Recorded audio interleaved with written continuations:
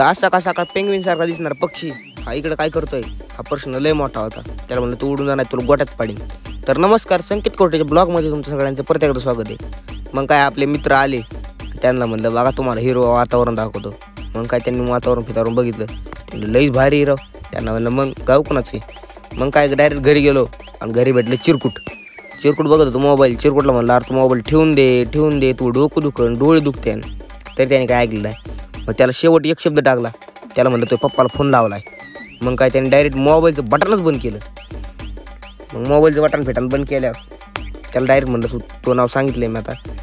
मग काय डायरेक्ट गेलो मुकादम डायरेक्ट स्पायडरमॅन झाला. स्पायडरमॅन बनून डायरेक्ट वर.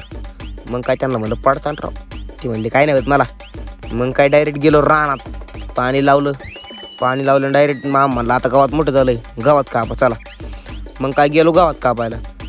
मग काय आजचा ब्लॉग कसा वाटला हे कमेंट करून नक्की सांगा. आणि असेच ब्लॉग बघायचे असतील ना तर तुमच्या भावाला फॉलो करून घ्या. तर भेटू पुढच्या ब्लॉगमध्ये.